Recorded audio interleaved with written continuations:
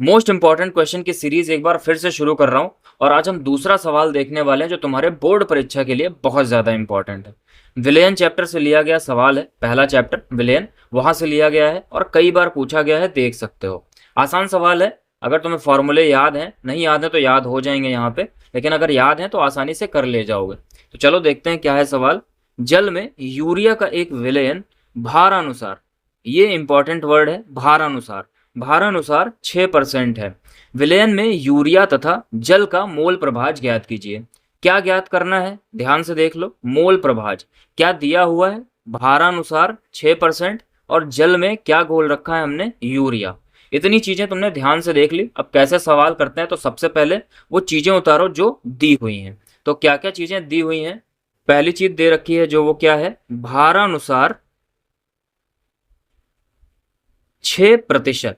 अब ये भारानुसार का मतलब क्या है, तो भारानुसार का मतलब होता है कि विलयन के 100 ग्राम में कितना विलेय पदार्थ घुला हुआ है। फिर से बोल रहा हूं, विलयन के 100 ग्राम में कितना विलेय पदार्थ घुला हुआ है। अब जैसे यहाँ पे लिखा हुआ है 6%, तो इस 6% का मतलब क्या है कि अगर हम बात करें कितने की, 100 ग्राम विलयन की, 100 ग्राम अगर हमने ले रखा है विलयन, तो उसमें यूरिया कितना होगा, तो उसमें यूरिया होगा 6 ग्राम।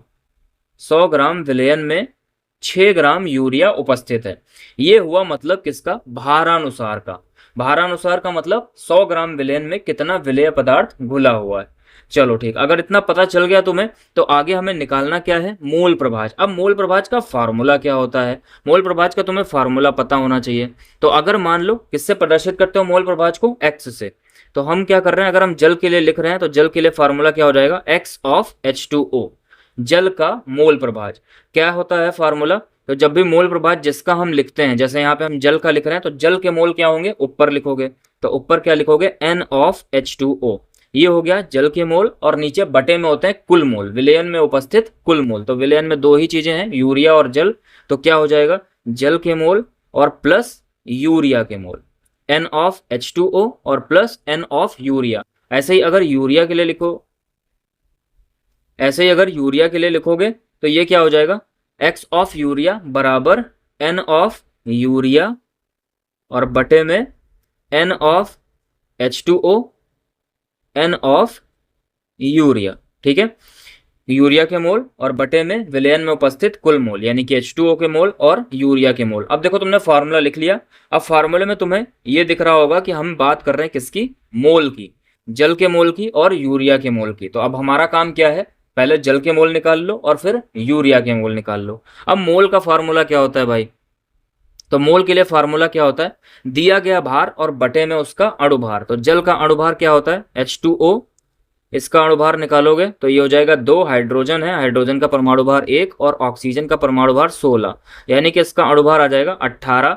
ठीक है, 18 ग्राम प्रति मोल। ये ग्राम प्रति मोल अणुभार का मात्रक होता है, या फिर यूनिट यू भी लिख सकते हो इसमें, उससे कोई मतलब नहीं हमें। 18 ग्राम प्रति मोल अणुभार हो गया। ऐसे यूरिया की बात करोगे तो यूरिया क्या होता है, यूरिया का फॉर्मूला होता है NH2CO NH2।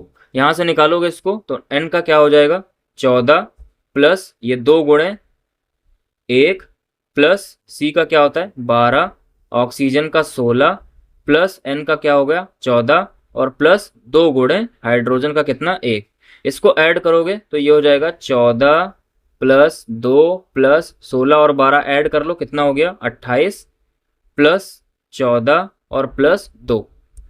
अब देखो इसको ऐड करके, 14 2 16, 14 2 16, तो 16 और 16 हो गए 32, 32 और 28 हो गए कितने 60। तो यूरिया का कितना आ गया 60 ग्राम प्रति मोल।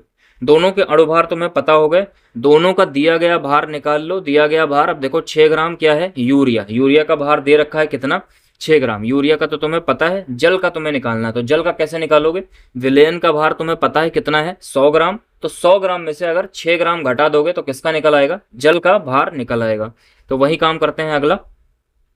अगले काम में क्या करोगे भाई, कि जल का भार,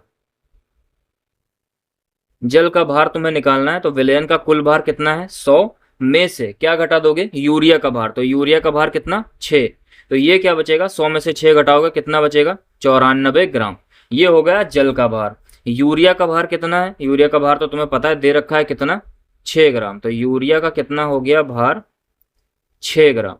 अब हमें क्या निकालना है, मोल निकालना है। तो मोल निकालने के लिए तुम्हारे पास क्या फार्मूला है, तो मोल होता है दिया गया भार और बटे में अणु भार। तो N ऑफ H2O यानी कि जल के मोल।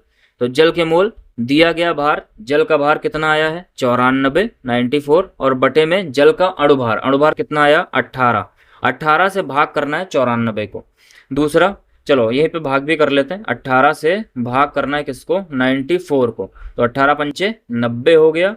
कितना बचेगा, 4 पॉइंट लगाओगे, 0 बढ़ाओगे 40, 18 दूना 36। तो यानी हो गया कितना 5.2। इसके आगे करने की जरूरत नहीं है, ठीक है, इतने में ही काम अपना चल जाएगा।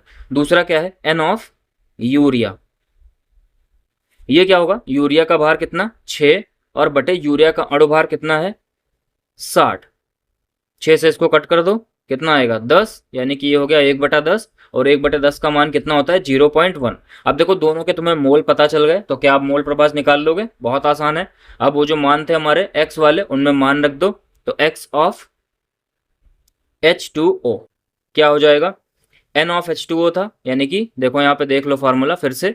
x ऑफ H2O क्या है, N ऑफ H2O और बटे में N of H2O plus N of urea. तो N ऑफ H2O निकाल लिया तुमने, N ऑफ यूरिया निकाल लिया तुमने, केवल और केवल मान रखना है।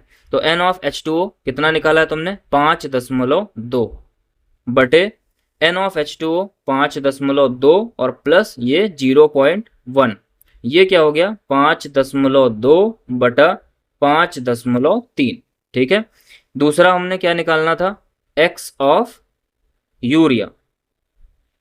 ये क्या हो जाएगा, यूरिया के मोल ऊपर, तो यूरिया का मोल कितना आया है ये 0.1 बटे कुल मोल। तो कुल मोल में वही 5.2 और प्लस 0.1। तो एक ये क्या हो गया 0.1 बटे 5.3। अब इसको सॉल्व करना है। देखो ये दशमलव से दशमलव हटा सकते हो। अगर इस वाले दशमलव की बात करो, ये हटा दिया, ये हटा दिया, ये बचेगा क्या 52 बटे में 53। यानी कि तुम्हें भाग करना है किसको, 53 से 52 को भाग करना है। 53 से 52 को भाग करना है। तो पता है तुम्हें, अगर इसको पॉइंट लगाओगे, 0 बढ़ाओगे तो 0.9 बार आएगा लगभग। 9 से इसको मल्टीप्लाई करो, 9 तरीक 27, 9 बचे 45 और 2 कितने हो गए 47, 477। भाग घटा लो इसको, 10 में से 7 घटाओगे कितना बचेगा, ये 3 हो गया। फिर यहाँ पे क्या हो गया 11, 11 में से 7 घटाओगे कितना बचेगा 4, यहाँ पे 4, 4 में से 4 घटाओगे 0, ठीक है। पॉइंट लगाइए, 0 बढ़ा सकते हो। फिर ये कितनी बार लगेगा 8 बार लगेगा। 8 से मल्टीप्लाई कर लो, 8 तरीक 24, 8 पंचे 40 और 2 कितने हो गए 42। आगे करने की जरूरत नहीं। तो इसका आंसर क्या हो गया, x ऑफ H2O यानी कि जल के मोल जल का मोल प्रभाज क्या आ गया 0.98।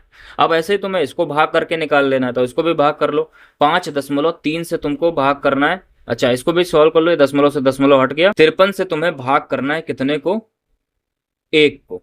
पॉइंट लगाओ, 0 बढ़ाओ, 10 हो गया। 10 अभी भी 53 से छोटा है, तो क्या करोगे, फिर से एक 0 लगाओगे, फिर एक 0 लगाओगे। तो अब 53 से तुम्हें भाग करना है 100 को। तो कितनी बार लगेगा, 50 दूना 100 होता है, यानी कि लगभग 53, एक कम 53 लगेगा। घटा लो इसको, कितना बचेगा, ये 10 में से 3 घटा 7 और यहाँ 9 में से 5 घटा 4। पॉइंट लगाई है, 0 बढ़ाओ, कितनी बार लग जाएगा 53 का पहाड़ा अभी तुमने लगाया था 477 आया था, 9 बार में आया था 477, यानी कि लगेगा कितनी बार 8 बार।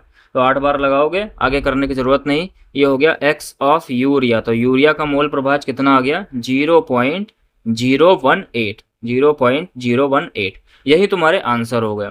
पहला क्या आ गया तुम्हारा आंसर, जल का मोल प्रभाज 0.98 और जो दूसरा आंसर आ गया 0.18। बात समझ गए हो। मोल प्रभाज का फॉर्मूला अगर याद है तो आसानी से यह सवाल लगा लोगे, ठीक है। मिलते हैं अगले मोस्ट इंपॉर्टेंट क्वेश्चन में। उससे पहले अगर तुम्हें ये वीडियो समझ आई हो तो कमेंट जरूर करना। अगर इसमें कोई कंफ्यूजन हो तो जरूर पूछ लेना, ठीक है। और अगर ये सीरीज मोस्ट इंपॉर्टेंट क्वेश्चन वाली सीरीज तुम्हें पसंद आ रही हो तो लाइक जरूर करना, ठीक है। चलो मिलते हैं नेक्स्ट वीडियो में।